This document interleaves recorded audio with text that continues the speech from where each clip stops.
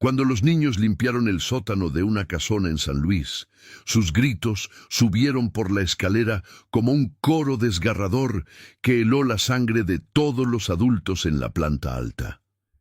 Era un sábado de marzo, uno de esos días en San Luis Potosí, donde el sol pega tan fuerte que hasta las piedras parecen sudar, y la familia Domínguez había decidido finalmente ordenar la vieja casa de la abuela Hortensia, fallecida 3 meses atrás.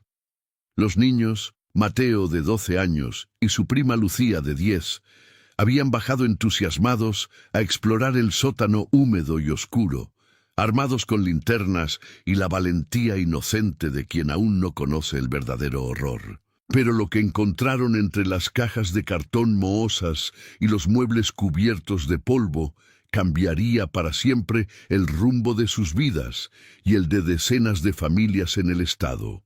Entre las sombras del sótano, oculta tras un armario antiguo de madera carcomida, había una puerta de metal oxidado con un candado que alguna vez fue dorado, pero ahora lucía verde por el paso del tiempo. Mateo, con esa curiosidad insaciable de los preadolescentes, había forzado el candado con una barra de hierro que encontró tirada en un rincón. Cuando la puerta se abrió con un chirrido que resonó en el silencio sepulcral del sótano, el olor que salió de aquel cuarto secreto fue tan nauseabundo que Lucía vomitó inmediatamente. Pero no fue el olor lo que los hizo gritar hasta que sus gargantas dolieron. Fueron las fotografías, cientos, quizás miles de fotografías pegadas en las paredes de aquel cuarto sin ventanas, iluminadas ahora por el tembloroso haz de las linternas. Rostros, todos rostros diferentes. Hombres, mujeres, adolescentes. Algunos sonriendo despreocupadamente, otros serios en fotos de identificación oficial. Varios más, en instantáneas robadas, donde los sujetos ni siquiera sabían que estaban siendo fotografiados. Y debajo de cada fotografía, escrito con marcador negro en letra temblorosa, una fecha y una palabra que pareció quemar los ojos de los niños cuando la leyeron: desaparecido.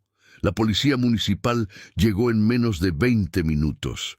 El comandante Javier Reyes, un hombre de 52 años, con 30 de servicio y una úlcera que lo torturaba cada vez que tenía que enfrentar casos que sabía que terminarían en nada, bajó las escaleras del sótano con paso pesado. Había visto muchas cosas en su carrera, demasiadas para su gusto, pero cuando entró en aquel cuarto secreto y sus ojos recorrieron las paredes tapizadas de rostros desaparecidos, sintió que algo se rompía en su interior. Reconoció algunos de esos rostros, no de casos que hubiera investigado, sino de los carteles que las familias pegaban desesperadamente en cada poste, cada pared, cada superficie disponible en las calles de San Luis Potosí.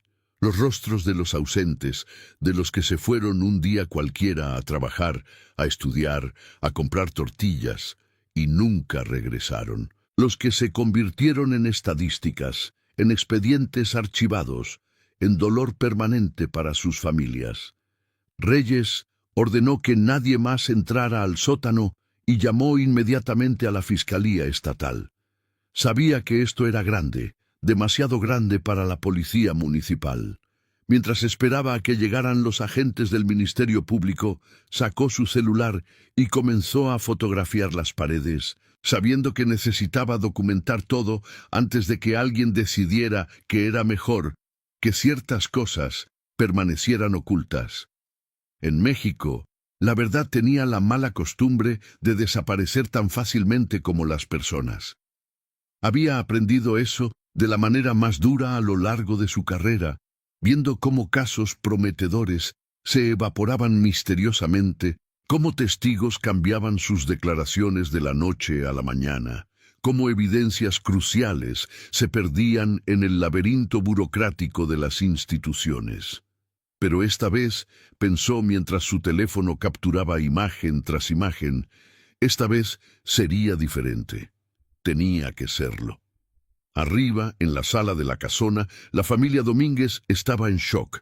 Marta, La madre de Mateo y sobrina de la fallecida Hortensia no podía dejar de temblar.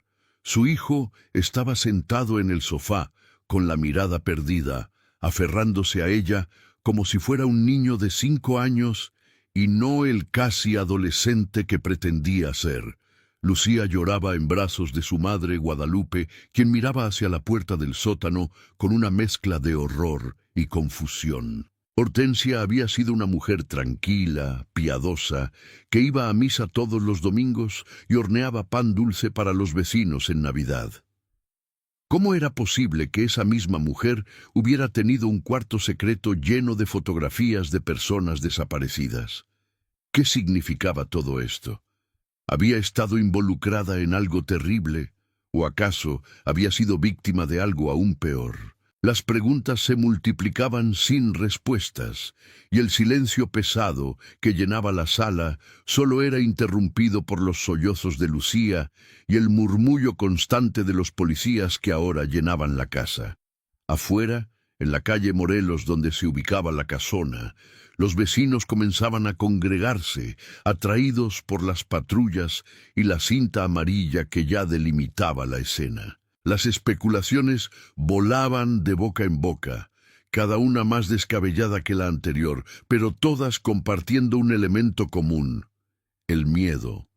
Ese miedo ancestral que habita en el estómago de cada mexicano que sabe que vivir en su país significa, muchas veces, vivir al borde del abismo, donde un día cualquiera puede ser tú o alguien que amas el que no regrese a casa. Cuando llegó el fiscal especial en desapariciones, Roberto Aguirre, el sol ya comenzaba a declinar y el cielo sobre San Luis Potosí se teñía de ese naranja intenso que precede a la noche. Aguirre era un hombre delgado, de unos 40 años, con ojeras permanentes que delataban las noches sin sueño que su trabajo le costaba. Había estudiado Derecho con la idealista esperanza de hacer justicia, de ser uno de los buenos en un sistema que sabía corrupto y quebrado.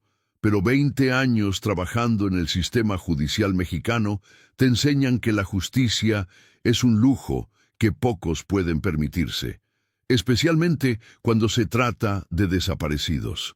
Los números eran escalofriantes.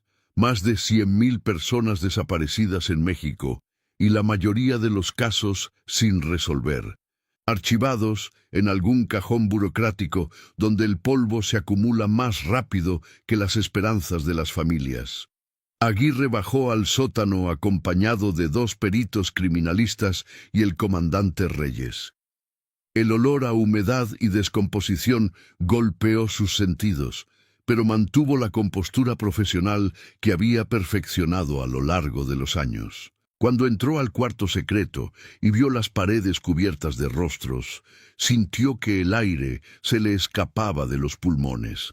No era solo la cantidad de fotografías lo que lo impactó, sino la meticulosidad con la que estaban organizadas.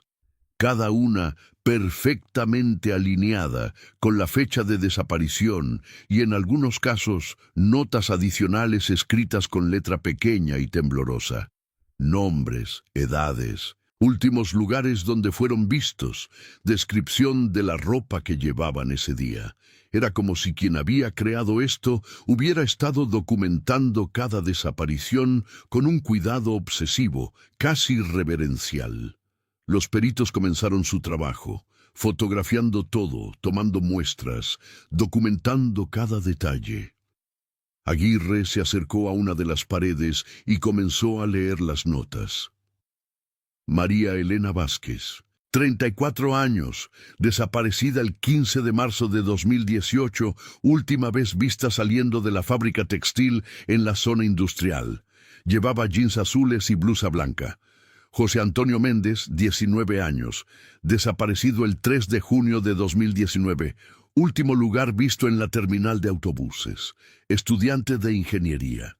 Lucero Hernández, 22 años, desaparecida el 28 de noviembre de 2020, salió a comprar medicinas para su madre y nunca regresó. Vestía falda verde y suéter negro. Cada nota era un universo de dolor. Una familia destrozada, una vida truncada, y había cientos de ellas. Aguirre sacó su teléfono y comenzó a llamar. Primero a su equipo de investigadores, luego a la Fiscalía General del Estado, después a la Comisión Nacional de Búsqueda. Esto requería una investigación masiva, coordinación entre múltiples agencias, recursos que sabía que serían difíciles de conseguir. Pero mientras caminaba entre aquellas paredes cubiertas de rostros desaparecidos, sintió algo que no había sentido en mucho tiempo: determinación. Una chispa de la convicción que lo había llevado a estudiar derecho se reavivó en su pecho. Estas personas merecían justicia, sus familias merecían respuestas, y él haría todo lo que estuviera en su poder para dárselas. Esa noche, la noticia explotó en los medios locales. Las redes sociales se inundaron de especulaciones, teorías de conspiración y, lo más importante, de esperanza. Familias que llevaban años buscando a sus desaparecidos comenzaron a llamar a la fiscalía, preguntando si acaso la fotografía de su ser querido estaba en ese cuarto. El teléfono de la oficina de Aguirre no dejó de sonar ni un segundo. Cada llamada era el mismo dolor desesperado, la misma pregunta formulada con voz quebrada. ¿Está mi hijo ahí? ¿Mi esposa? ¿Mi hermano? ¿Mi padre? Aguirre y su equipo trabajaron toda la noche intentando identificar cada una de las fotografías, cotejándolas con los expedientes de personas desaparecidas en el estado. Al amanecer del domingo, habían identificado 237 de las fotografías. 237 personas que habían sido reportadas como desaparecidas en San Luis Potosí entre 2015 y 2023. Pero había algo que no cuadraba, algo que inquietaba profundamente a Aguirre. La abuela Hortensia había muerto a los 86 años, después de pasar los últimos 5 años de su vida en una silla de ruedas, prácticamente inmóvil debido a una artritis severa que la había ido paralizando poco a poco. ¿Cómo era posible que una anciana enferma hubiera recopilado toda esta información? ¿Cómo había conseguido esas fotografías? ¿Para qué las había guardado? ¿Era cómplice de los desaparecedores?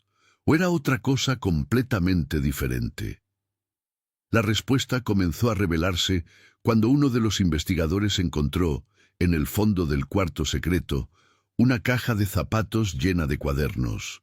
Eran diarios, escritos con la misma letra temblorosa que aparecía bajo las fotografías. Aguirre tomó el primer cuaderno y comenzó a leer. Las primeras entradas databan de 2015 y el tono era de confusión y miedo. Hortensia escribía sobre su nieto, Miguel Domínguez, quien había desaparecido en febrero de ese año. Miguel era conductor de autobús de larga distancia, una persona trabajadora y responsable que un día simplemente no regresó de su ruta. Hortensia describía la angustia de buscar a Miguel, de ir a todas las delegaciones de policía, de pegar carteles, de rogar a las autoridades que investigaran, pero nadie parecía interesado. Otro caso más, otra estadística, otro rostro en un cartel que pronto sería cubierto por otros carteles. Conforme avanzaban las entradas del diario, el tono cambiaba. La confusión y el miedo daban paso a una determinación férrea. Hortensia había comenzado a investigar por su cuenta. Había descubierto que Miguel no era el único que había desaparecido en esa ruta de autobuses. Otros conductores, otros pasajeros, todos desaparecidos en circunstancias similares. Y cuando empezó a hacer preguntas, cuando empezó a conectar los puntos, se dio cuenta de que el problema era mucho más grande de lo que había imaginado. Los desaparecidos no eran casos aislados. Había un patrón, una red, algo organizado y sistemático que operaba en las sombras de San Luis Potosí y otros estados cercanos. En sus diarios, Hortensia documentaba cada caso que descubría. Hablaba con otras familias de desaparecidos, asistía a sus marchas, a sus plantones, a sus reuniones de apoyo. Recopilaba historias, fotografías, cualquier información que pudiera conseguir. Pero lo más importante, documentaba sus sospechas sobre quiénes estaban detrás de las desapariciones. Nombres de policías corruptos, de funcionarios públicos, de empresarios locales, de miembros del crimen organizado. Una red compleja y aterradora que se extendía por todos los niveles de la sociedad potosina.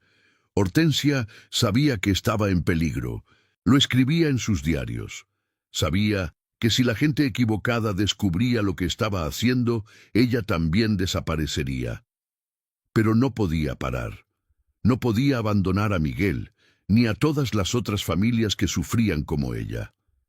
Aguirre leyó durante horas, pasando de un cuaderno a otro, absorbiendo cada palabra que la anciana había escrito. Era como si Hortensia hubiera hecho el trabajo que las autoridades deberían haber hecho desde el principio. Había creado un archivo exhaustivo de desapariciones, conectando casos que oficialmente no tenían relación, identificando patrones que nadie más había visto, o más probablemente, que nadie más había querido ver. Y ahora, ese archivo estaba en manos de Aguirre, un fiscal que por primera vez en años sentía que tenía las herramientas para hacer una diferencia real. Pero con esa información venía un peligro inmenso. Los nombres que Hortensia había escrito en sus diarios eran de personas poderosas, personas con recursos y conexiones, personas que no dudarían en eliminar cualquier amenaza a sus operaciones. Aguirre sabía que tendría que moverse con extremo cuidado. Un paso en falso, y no solo el caso se desmoronaría, sino que él y su equipo podrían convertirse en los próximos desaparecidos. Esa era la triste realidad de investigar crímenes en México.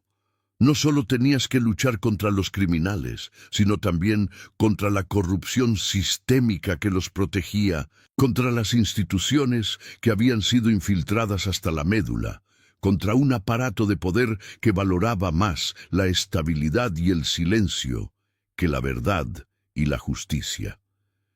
El lunes por la mañana, Aguirre convocó a una reunión de emergencia con su equipo más confiable.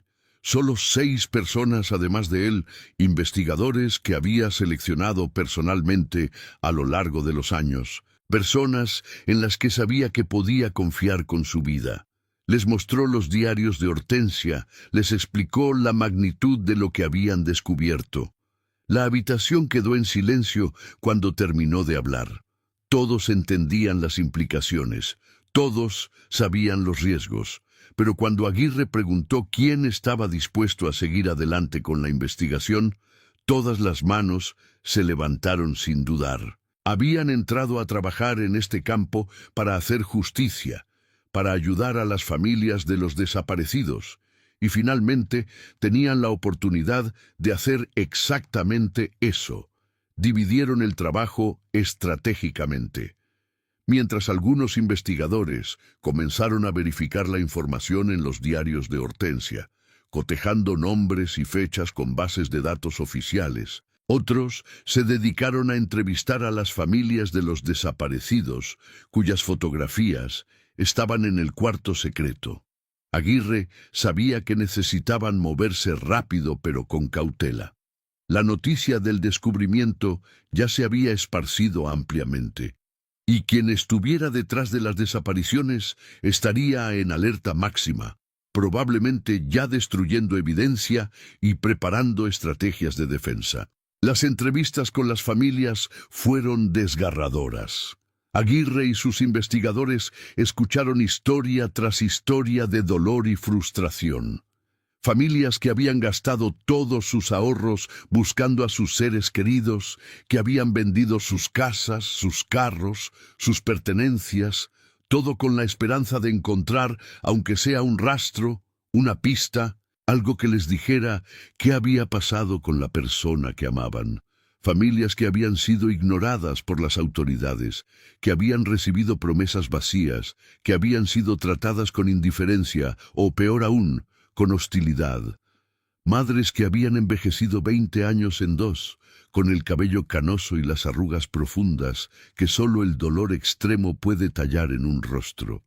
Padres que habían perdido la voluntad de vivir, que se arrastraban día a día solo por la remota posibilidad de algún día saber la verdad.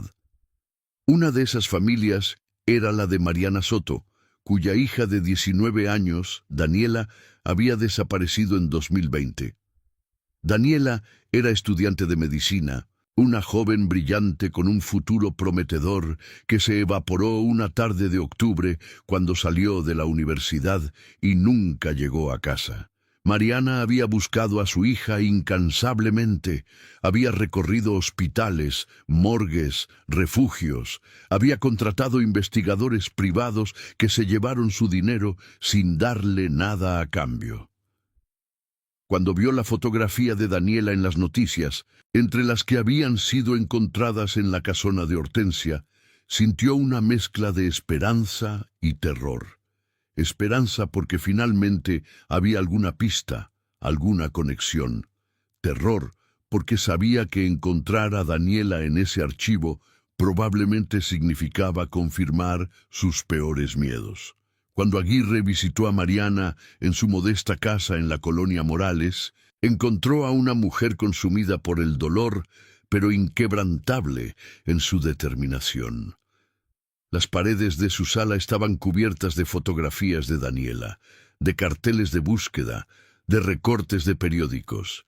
Era como un santuario dedicado a mantener viva la memoria de la joven desaparecida. Mariana le contó a Aguirre cada detalle de los últimos días de Daniela, cada conversación que tuvieron, cada plan que su hija tenía para el futuro. Después le habló de su búsqueda, de las puertas que se le cerraron en la cara, de los policías que le dijeron que Daniela probablemente se había ido con el novio, de los funcionarios que archivaron su caso como prioridad baja porque no había evidencia de violencia. Pero lo más revelador fue cuando Mariana le mostró a Aguirre su propio archivo de investigación. Como Hortensia, Mariana había comenzado a documentar todo, a conectar su caso con otros similares. Había descubierto que varias jóvenes estudiantes habían desaparecido en circunstancias similares a las de Daniela. Todas entre 18 y 25 años, todas estudiantes universitarias, todas desaparecidas cerca del campus o en sus rutas habituales entre la universidad y sus casas. Mariana había intentado llevar esta información a las autoridades, pero había sido desestimada. Una madre histérica viendo patrones donde no los había, le dijeron. Pero ahora, con el descubrimiento en la casona de Hortensia, sus sospechas estaban siendo validadas. Aguirre regresó a su oficina con las copias del archivo de Mariana y las comparó con los diarios de Hortensia. Había coincidencias sorprendentes. Hortensia también había notado el patrón de estudiantes desaparecidas y había documentado 15 casos similares en los últimos 5 años. Pero lo más inquietante era una nota que Hortensia había escrito en uno de sus últimos diarios, fechada apenas 3 semanas antes de su muerte. En ella, Hortensia mencionaba que había identificado un posible lugar donde podrían estar manteniendo a algunos de los desaparecidos. Una propiedad rural en las afueras de la ciudad, en el municipio de Villa de Reyes, propiedad de una empresa fantasma que Hortensia había logrado rastrear hasta un empresario local con vínculos conocidos con el crimen organizado. Aguirre sabía que tenía que investigar esa propiedad, pero también sabía que no podía simplemente solicitar una orden de cateo. Si los nombres que Hortensia había identificado eran correctos, solicitar una orden alertaría a las personas equivocadas y cualquier evidencia desaparecería antes de que pudieran llegar.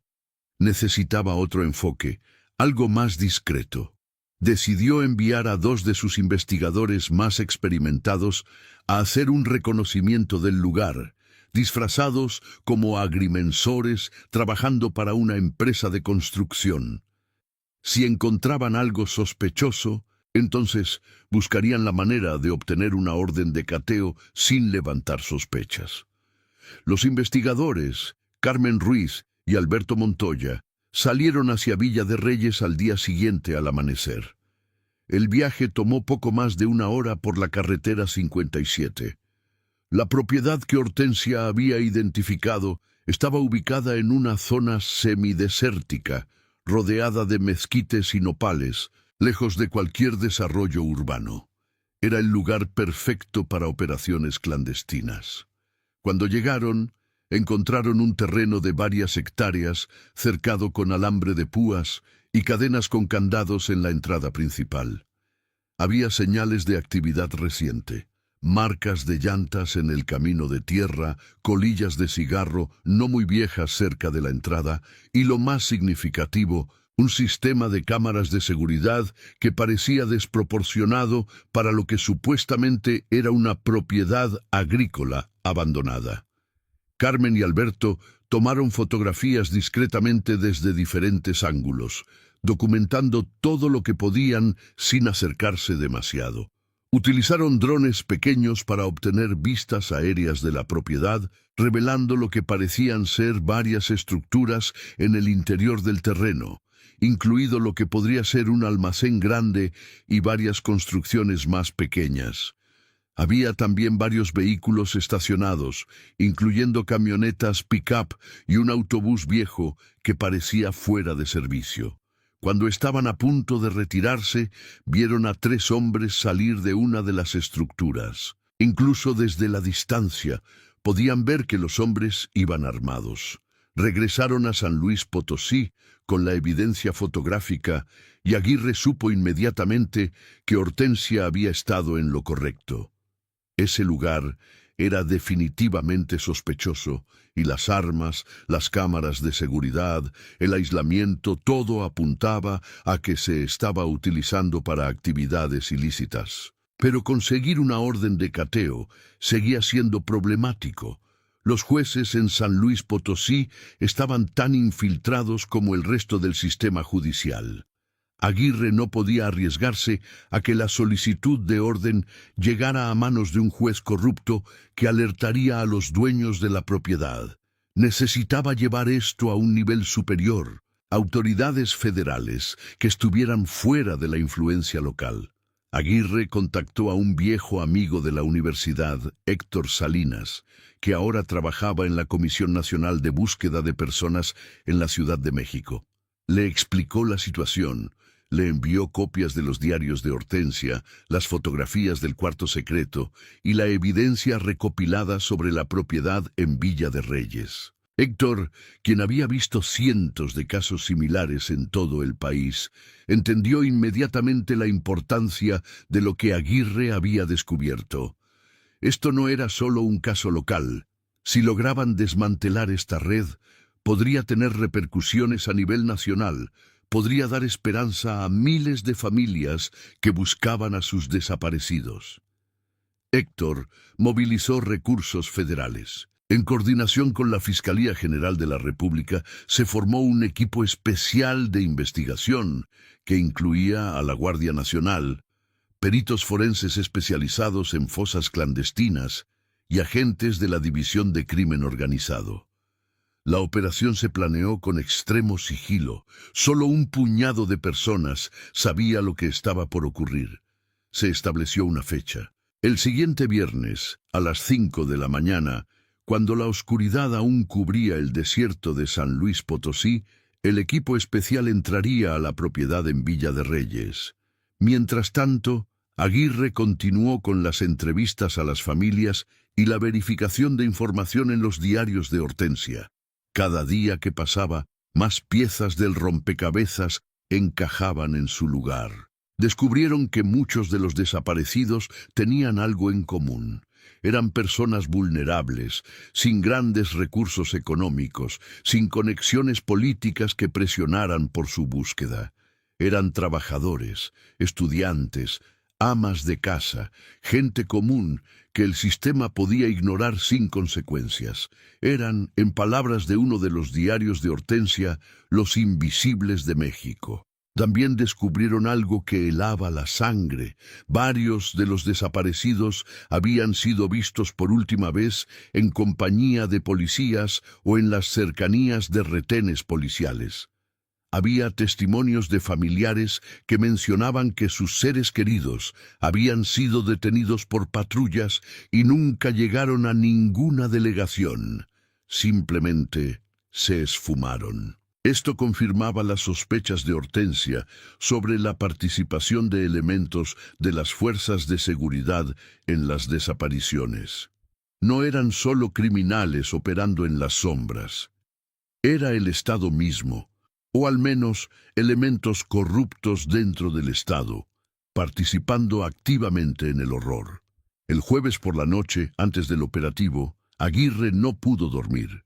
Revisaba una y otra vez los planes, imaginando todos los posibles escenarios, todos los posibles problemas.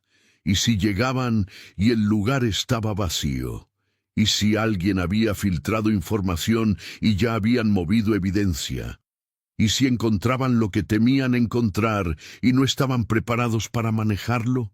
Las preguntas giraban en su mente como un torbellino, pero entre todas esas preguntas había también una esperanza frágil. La esperanza de que finalmente, después de tantos años de impunidad, de tantos casos archivados, de tantas familias ignoradas, pudieran hacer justicia. Pudieran demostrar que en México todavía era posible que la verdad prevaleciera sobre el silencio cómplice. A las 4:30 de la mañana del viernes, Aguirre se reunió con el equipo especial en un punto de encuentro discreto a las afueras de San Luis Potosí. Había más de 50 agentes, todos armados, todos con chalecos antibalas, todos conscientes de que estaban a punto de entrar en una situación potencialmente mortal. El comandante de la operación, un veterano de la Guardia Nacional llamado Ricardo Torres, dio las últimas instrucciones. El plan era claro: rodear la propiedad, cortar cualquier vía de escape y entrar simultáneamente por 3 puntos diferentes. Aguirre iría con el segundo grupo, que entraría por la parte trasera de la propiedad. Cuando las camionetas se pusieron en marcha hacia Villa de Reyes, el cielo comenzaba a clarear en el horizonte.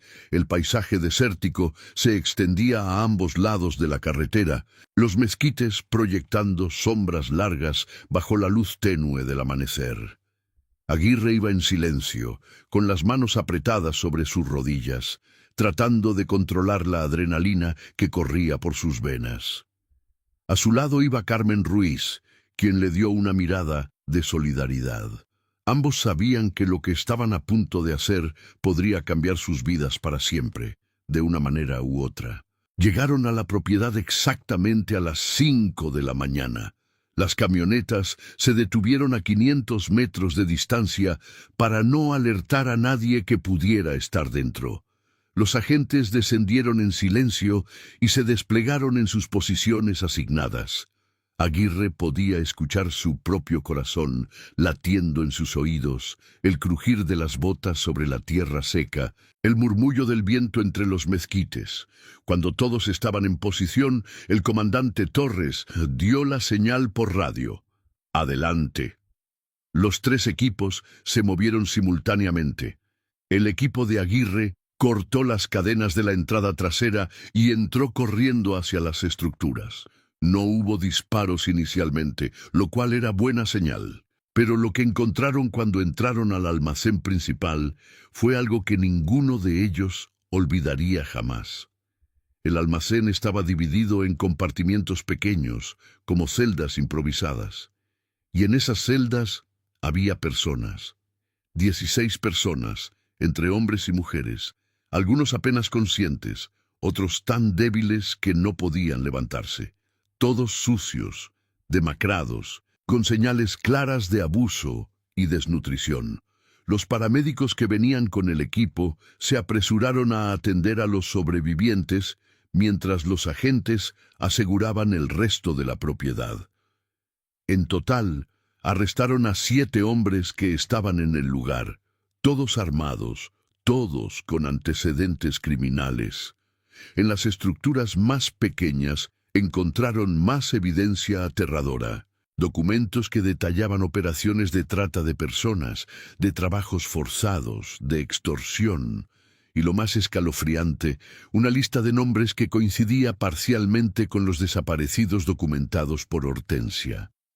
Aguirre caminó entre las celdas, viendo los rostros de los sobrevivientes, y sintió que algo se rompía en su interior. Estos eran seres humanos que habían sido tratados como mercancía, como objetos sin valor. Algunos llevaban meses, incluso años, en cautiverio. Sus historias comenzarían a emerger en las siguientes horas y días, cada una más terrible que la anterior. Historias de secuestros violentos, de trabajos forzados en campos agrícolas remotos, de amenazas constantes, de ver morir a otros cautivos que no sobrevivieron. Pero entre todo el horror también había un rayo de luz. Estas 16 personas volverían a sus familias. 16 familias que habían perdido toda esperanza ahora tendrían a sus seres queridos de vuelta. No sería fácil. El trauma que habían sufrido dejaría cicatrices permanentes. Pero estarían vivos, estarían libres. Y eso era algo que muchas otras familias nunca tendrían. La noticia del rescate se esparció rápidamente.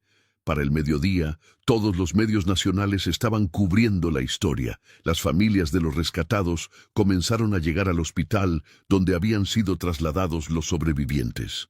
Las escenas de reencuentro fueron desgarradoras y hermosas al mismo tiempo. Madres abrazando a hijos que creyeron muertos, esposas reencontrándose con maridos que desaparecieron años atrás, hermanos llorando juntos después de tanto tiempo separados.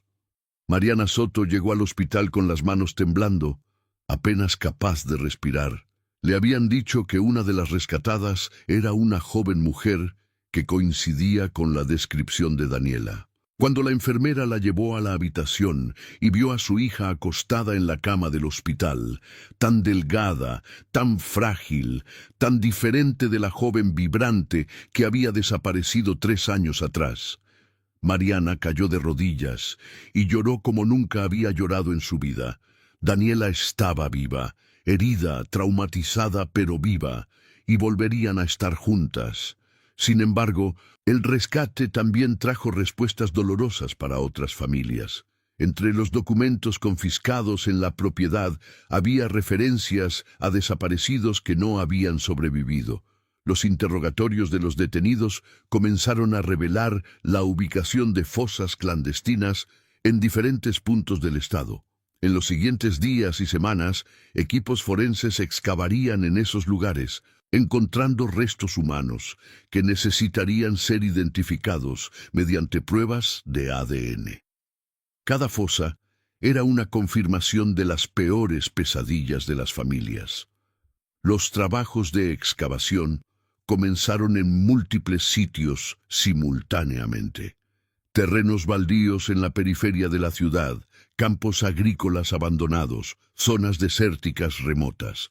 Los antropólogos forenses trabajaban meticulosamente, cepillando la tierra con cuidado, documentando cada hallazgo, tratando cada resto humano con la dignidad que le había sido negada en vida. Era un trabajo agotador, física y emocionalmente.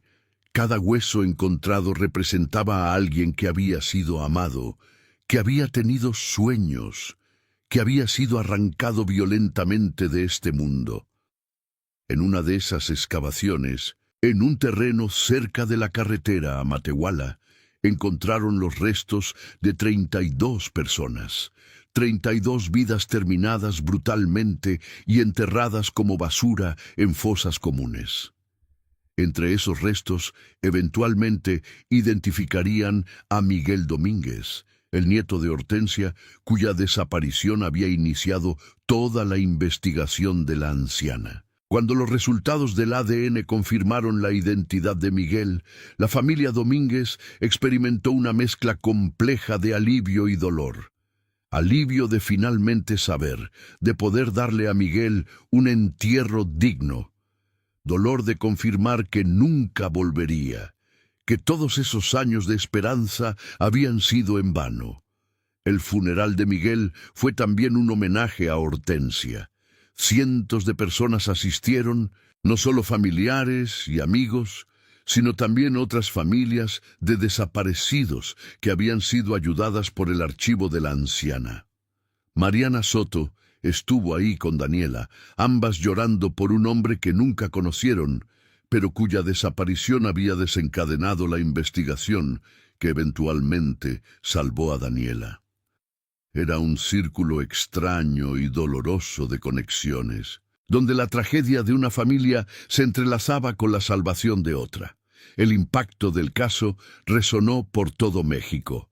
No era el primer rescate de personas desaparecidas, no era la primera fosa clandestina descubierta, pero la escala de la operación, la evidencia documentada por Hortensia, la participación confirmada de autoridades corruptas, todo esto junto creó una presión pública sin precedentes. Las manifestaciones comenzaron espontáneamente en ciudades de todo el país.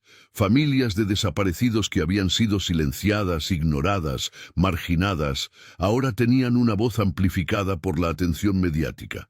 Exigían justicia, exigían que se investigara cada caso, exigían que se desmantelaran todas las redes de desaparición forzada. En la Ciudad de México, una marcha convocada por colectivos de familias buscadoras reunió a más de 50,000 personas. Marcharon desde el Ángel de la Independencia hasta el Zócalo, llevando fotografías de sus desaparecidos, pancartas exigiendo justicia, flores blancas en memoria de quienes ya nunca volverían. El silencio de la marcha era ensordecedor. Miles de personas caminando en silencio, solo el sonido de sus pasos sobre el asfalto, un silencio que gritaba más fuerte que cualquier consigna. En Guadalajara, Monterrey, Tijuana, Veracruz, en cada ciudad importante del país se replicaron las manifestaciones. México estaba despertando a una realidad que muchos habían querido ignorar. El gobierno federal, presionado por la opinión pública nacional e internacional, no tuvo más remedio que actuar. Se anunció la creación de una comisión especial de investigación, con poderes extraordinarios, para investigar casos de desapariciones en todo el país. Se prometieron recursos, se prometió transparencia, se prometió justicia. Aguirre fue nombrado coordinador de la comisión, un reconocimiento a su trabajo, pero también una carga enorme sobre sus hombros. Sabía que las promesas del gobierno muchas veces quedaban solo en eso, promesas, pero también sabía que tenía que intentarlo, por Hortensia, por las familias, por todos los desaparecidos que aún estaban en algún lugar esperando ser encontrados. Las investigaciones se expandieron.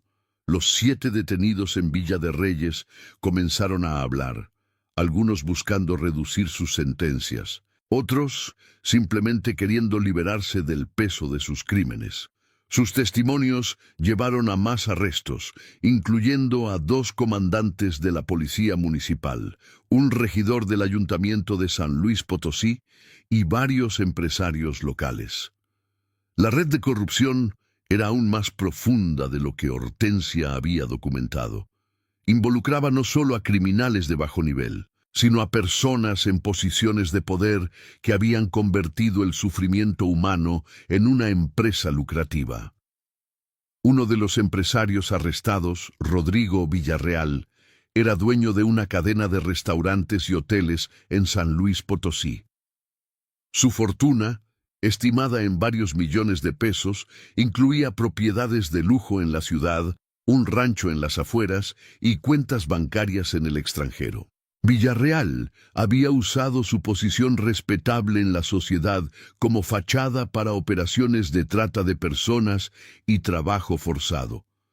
Los testimonios revelaron que había comprado personas desaparecidas a secuestradores, usándolas como mano de obra esclava en sus negocios, en construcciones clandestinas, en cultivos ilegales.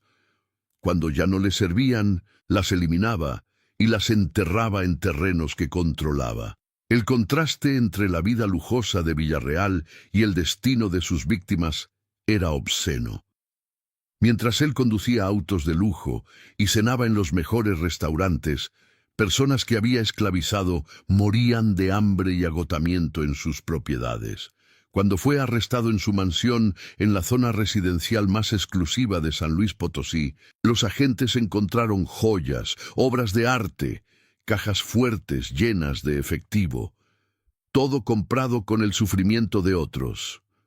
Su arresto fue particularmente significativo porque demostraba que la red de desapariciones no era solo cosa de criminales marginales, sino que alcanzaba a las élites económicas y sociales de la ciudad. Los juicios comenzaron meses después, en medio de una atención mediática intensa.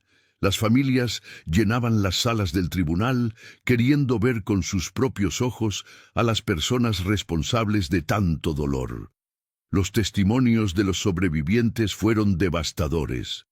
Daniela Soto subió al estrado y con voz temblorosa pero firme contó lo que había sufrido durante 3 años de cautiverio. Habló de cómo la habían secuestrado cuando salía de la universidad, de cómo la habían mantenido en diferentes lugares, de cómo la habían obligado a trabajar en campos agrícolas durante jornadas de 18 horas sin pago, de cómo habían golpeado y matado a otros cautivos frente a ella para mantenerlos a todos aterrorizados y sumisos.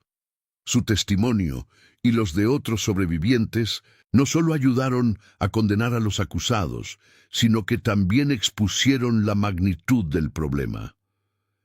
Las desapariciones en México no eran solo el resultado de la violencia del crimen organizado.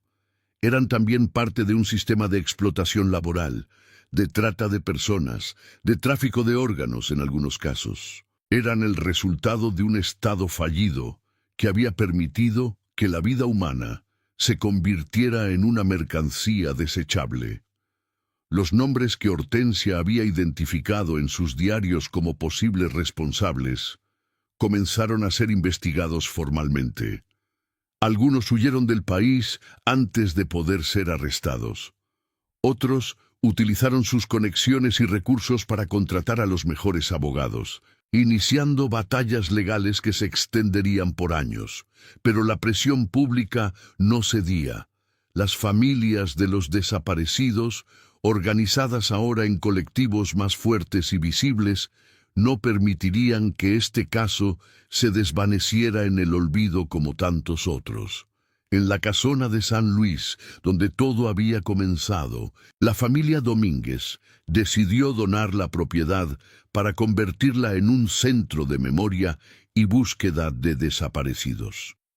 El cuarto secreto donde Hortensia había guardado su archivo se preservó como estaba, como un recordatorio permanente del trabajo incansable de una anciana que no se rindió cuando el sistema le falló. Se convirtió en un lugar de peregrinación para familias de todo México que venían a ver las fotografías, a dejar flores, a encontrar solidaridad con otros que compartían su dolor. Mateo y Lucía, los niños que habían descubierto el cuarto secreto, crecieron marcados por aquella experiencia, pero también inspirados por ella. Mateo decidió estudiar Derecho, con la intención de seguir los pasos de Aguirre y continuar la lucha por los desaparecidos. Lucía se convirtió en periodista, dedicándose a investigar y denunciar casos de corrupción y abuso de poder. Ambos sintieron que tenían una responsabilidad, un deber hacia la memoria de su tía abuela Hortensia y hacia todas las personas cuyas vidas habían sido afectadas por las desapariciones. Aguirre continuó su trabajo al frente de la comisión especial. En los siguientes 2 años, su equipo logró identificar y desmantelar otras 3 redes de desaparición forzada en diferentes estados. Rescataron a 42 personas más, encontraron y exhumaron 17 fosas clandestinas y arrestaron a más de 100 personas involucradas en estas operaciones criminales. Pero Aguirre sabía que esto era apenas la punta del iceberg.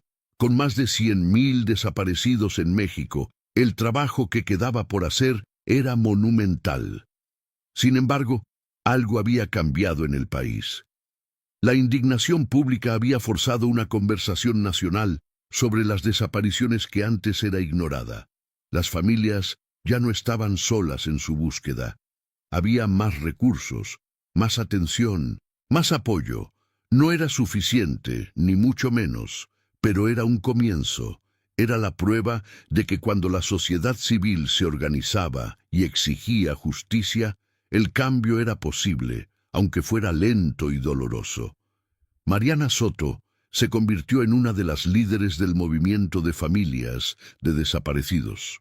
Junto con Daniela, quien a pesar de su trauma decidió alzar su voz para ayudar a otros, fundaron una organización que brindaba apoyo psicológico, legal y económico a familias buscadoras. Mariana entendía mejor que nadie el infierno por el que pasaban estas familias. La desesperación, el abandono institucional, la sensación de estar gritando en el vacío, y ahora que había recuperado a su hija, sentía que tenía la obligación moral de ayudar a otros a no perder la esperanza. Los diarios de Hortensia fueron publicados con el permiso de su familia. Se convirtieron en un bestseller que sacudió a México. Leer las palabras de una anciana determinada a encontrar a su nieto y a ayudar a otras familias, documentando meticulosamente cada caso a pesar de su edad y enfermedad, tocó el corazón de millones de mexicanos. Hortensia se convirtió en un símbolo de resistencia, de la negativa a aceptar la impunidad, de la lucha por la verdad contra viento y marea. Su legado vivía no solo en las personas que había ayudado a rescatar, sino en el cambio cultural que su trabajo había inspirado. En escuelas de todo el país, los estudiantes leían sus diarios y discutían sobre la importancia de no permanecer indiferentes ante la injusticia. En universidades, su caso se estudiaba como ejemplo de investigación ciudadana que había logrado lo que las autoridades no pudieron o no quisieron hacer. En las calles, su nombre se gritaba en las marchas junto con los nombres de los desaparecidos. Hortensia presente. Los desaparecidos presentes hasta encontrarlos. Para el comandante Javier Reyes, quien había sido el primero en entrar al cuarto secreto aquella tarde de marzo, el caso le dio una renovada fe en su trabajo. Después de 30 años, viendo cómo la justicia se desmoronaba una y otra vez, finalmente había sido parte de algo que había hecho una diferencia real. Aunque ya estaba cerca de la edad de retiro, decidió quedarse algunos años más, trabajando en coordinación con la Comisión de Aguirre, usando su experiencia para entrenar a nuevos investigadores en cómo manejar casos de desaparecidos con la seriedad y dedicación que merecían. Los juicios continuaron durante años.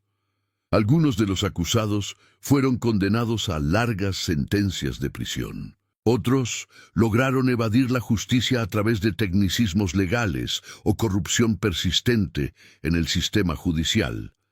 Pero cada condena, cada sentencia, era una victoria para las familias. Era una afirmación de que sus seres queridos importaban, de que sus vidas tenían valor, de que el Estado finalmente reconocía su responsabilidad en proteger a sus ciudadanos. Sin embargo, la lucha estaba lejos de terminar. Cada día seguían desapareciendo personas en México. El sistema que permitía estas desapariciones, la corrupción endémica, la colusión entre criminales y autoridades, la impunidad generalizada, todo eso seguía existiendo. Pero ahora había más ojos vigilando, más voces denunciando, más personas dispuestas a no quedarse calladas. En un caluroso día de julio, 3 años después del descubrimiento en La Casona, se inauguró oficialmente el Centro de Memoria Hortensia Domínguez. Cientos de personas asistieron a la ceremonia. Familias de desaparecidos, sobrevivientes rescatados, autoridades, activistas, periodistas. Aguirre dio un discurso emotivo donde habló de cómo una anciana con artritis y una determinación inquebrantable había logrado más que instituciones enteras con miles de empleados y presupuestos millonarios. Habló de la importancia de no rendirse nunca, de documentar, de recordar, de exigir justicia hasta que se haga realidad. Mateo, ahora un joven de 16 años, también habló. Con voz firme pero emocionada, contó cómo aquel día de marzo, cuando bajó al sótano de su abuela, cambió su vida para siempre. Cómo el horror inicial se transformó en comprensión y la comprensión en compromiso. Habló de su tía abuela Hortensia, a quien recordaba como una mujer dulce que horneaba pan y contaba historias, pero que ahora entendía como una guerrera silenciosa que había luchado contra monstruos mucho más grandes que ella, y prometió que él y su generación continuarían esa lucha hasta que ninguna familia más tuviera que sufrir el dolor de un desaparecido. Cuando la ceremonia terminó y la multitud comenzó a dispersarse, Mariana y Daniela se quedaron un momento más en el cuarto secreto, mirando las fotografías en las paredes. Muchas de esas personas habían sido encontradas vivas o sus restos, otras seguían desaparecidas, sus familias aún buscándolas. Daniela tomó la mano de su madre y ambas se quedaron en silencio. Un silencio cargado de dolor, pero también de esperanza. Esperanza de que algún día todas esas familias pudieran tener el cierre que ellas habían tenido. Esperanza de que México pudiera sanar de esta herida profunda que sangraba en cada esquina del país. Aguirre, parado en el jardín de la casona, miraba hacia el cielo mientras el sol comenzaba a ponerse. Pensaba en todos los casos que aún quedaban por resolver, en todas las familias que aún esperaban respuestas. El trabajo de toda una vida no sería suficiente para resolverlos todos. Pero cada caso que se resolvía, cada persona rescatada, cada familia reunida, cada criminal arrestado, era un paso hacia adelante. Era una demostración de que la justicia era posible, de que la verdad podía prevalecer sobre el silencio. La historia de Hortensia y su cuarto secreto se convirtió en leyenda, contada y recontada en todo México. Pero más que una leyenda, era un llamado a la acción. Un recordatorio de que cada ciudadano tenía el poder y la responsabilidad de no permanecer indiferente ante la injusticia. Que cuando las instituciones fallaban, era la sociedad civil la que tenía que levantarse y exigir cambio. Que la libertad, esa libertad tan celebrada pero tan frágil en México, solo podía existir verdaderamente cuando cada vida era valorada, cuando cada desaparición era investigada, cuando cada familia recibía justicia.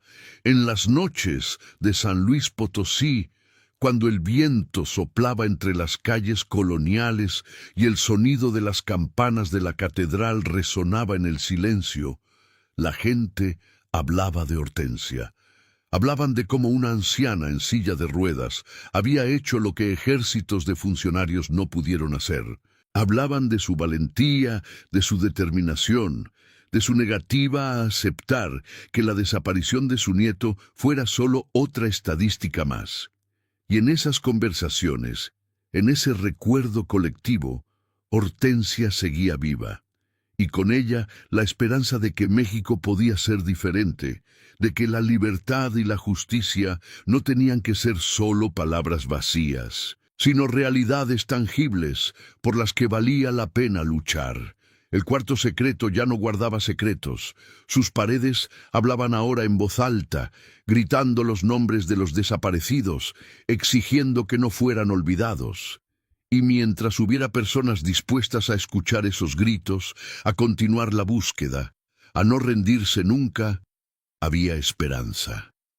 Una esperanza frágil pero tenaz, como la flor del desierto que crece en las condiciones más áridas, negándose a morir, aferrándose a la vida con una determinación que desafía toda lógica. Esa era la lección que Hortensia había dejado. Esa era su verdadero legado. No solo un cuarto lleno de fotografías, sino un movimiento entero de personas que se negaban a permanecer en silencio mientras sus seres queridos desaparecían en la noche oscura de la impunidad mexicana.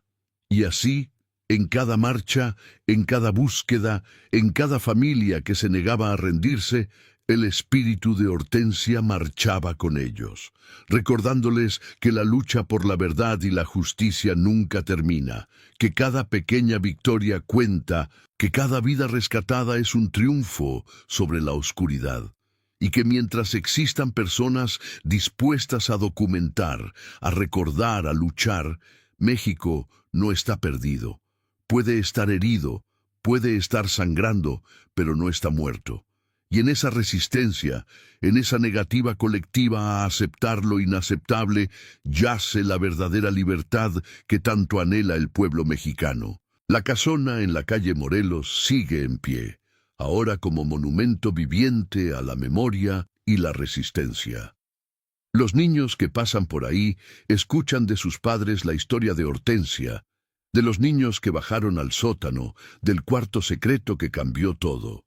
Y en sus ojos infantiles se enciende a veces una chispa, la misma que brillaba en los ojos de Hortensia cuando decidió que no se quedaría callada, que haría algo, que importaba. Esa chispa es el futuro de México, la promesa de que la próxima generación no aceptará vivir en el miedo, que exigirá la libertad y la dignidad que todo ser humano merece. Y quizás, solo quizás, esa generación será la que finalmente logre que en México desaparecer sea solo un verbo en el diccionario y no una realidad cotidiana que destruye familias y arranca el alma de una nación. Porque al final, la verdadera libertad no es solo la ausencia de cadenas físicas, es la capacidad de caminar por las calles sin miedo, de enviar a tus hijos a la escuela sabiendo que volverán, de confiar en que las autoridades protegerán y no dañarán, de creer que la justicia no es un privilegio, sino un derecho universal. Es la certeza de que tu vida tiene valor, de que no eres prescindible, de que si desapareces alguien te buscará hasta encontrarte. Hortensia entendió esto mejor que nadie. Entendió que cada persona desaparecida no era solo una estadística, sino un ataque directo a la libertad de todos. Porque si cualquiera puede desaparecer sin consecuencias, entonces nadie está verdaderamente libre.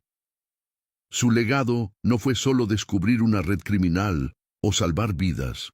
Fue recordarle a México que la libertad se construye día a día, con la resistencia de cada ciudadano que se niega a normalizar el horror, que documenta la injusticia, que grita los nombres de los ausentes hasta que su voz quiebre el silencio cómplice.